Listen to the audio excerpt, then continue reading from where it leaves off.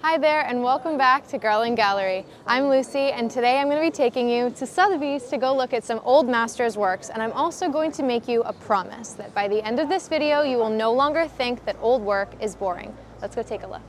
The paintings we're going to be seeing today are a part of the Old Masters Evening Sale. The works span hundreds of years, with one of the oldest being from the 13th century. The Grasset collection is also included in the exhibit, which holds some impressive still lifes. If you think this is going to be a snooze fest, my friend, you are surely mistaken. Don't believe me? Keep watching and see for yourself. Let's go upstairs and check it out.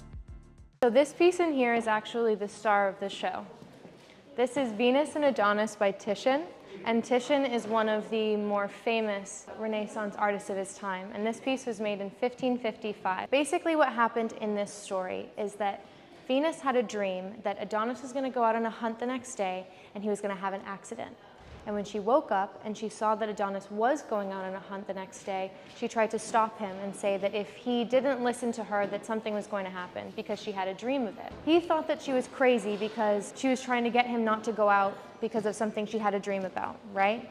But this was at a cost of his own safety, because he actually did go out the next day on that hunt and get attacked by a wild boar, which isn't so great. So I guess the moral of your story is listen to your girlfriend.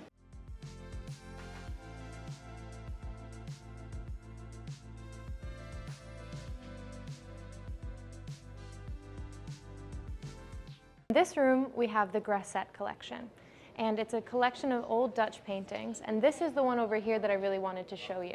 The way that you can see these paintings as more than just a bowl of water with flowers in it is by learning how to read it. So, there's a few things that you need to remember when you're trying to read a still life painting, and it's context, lighting, and position. So this is a really great example of position.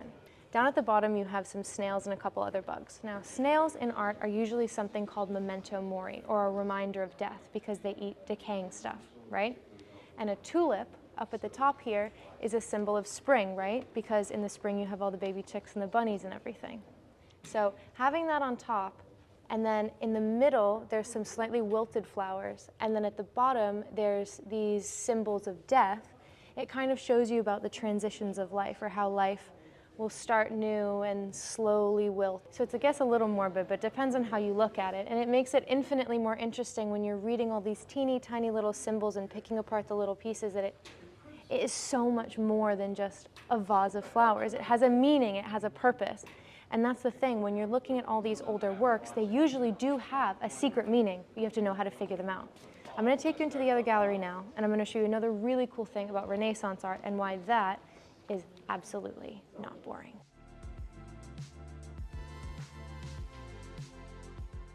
We're in the Wilson Gallery, and there's a lot of Renaissance paintings in here, and I feel like those are the ones that get the least credit. But there's a little something special in a lot of these paintings that I think goes unnoticed when you're talking about symbolism in art.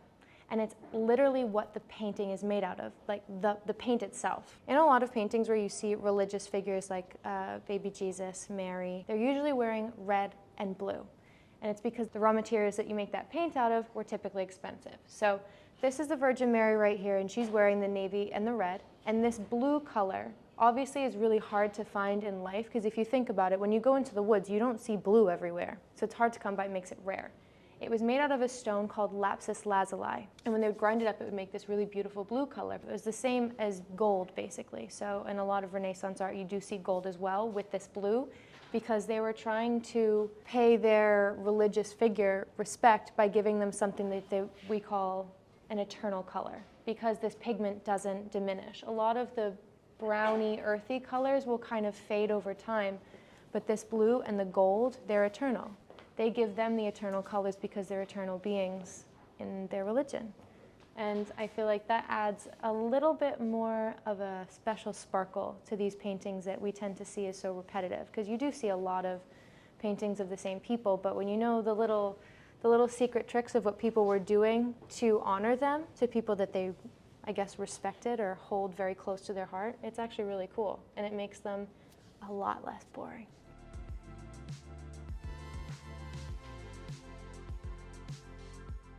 Another painting that I really wanted to show you in here is this one just here. So this painting was made by an artist, Elisabetta Serrani, and she was a female artist working in the early 1600s. She had a pretty successful career for around 10 years until sadly she passed away in her late 20s, so we didn't get to see too much of her work. She did a really good job of recording her works. And down here she actually signed it, and because she kept such good records, they were able to figure out who commissioned the piece, who had her make it. And it was actually a man named Giovanni Battista Sampieri. Now, this painting is of St. John the Baptist. The guy who wanted its name is Battista.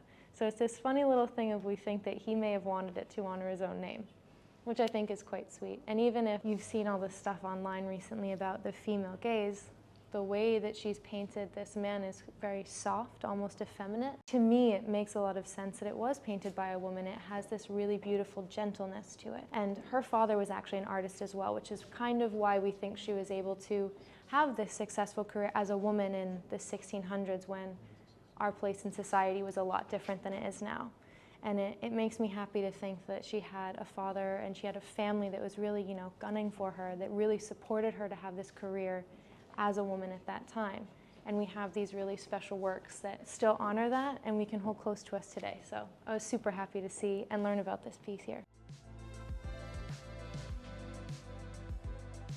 And that is why old art is not boring. I'd like to thank Sothebys for welcoming us into the gallery today to look at all of these beautiful artworks. If you have any questions on them, you can comment them down below, and don't forget to like and subscribe for more Girl in Gallery.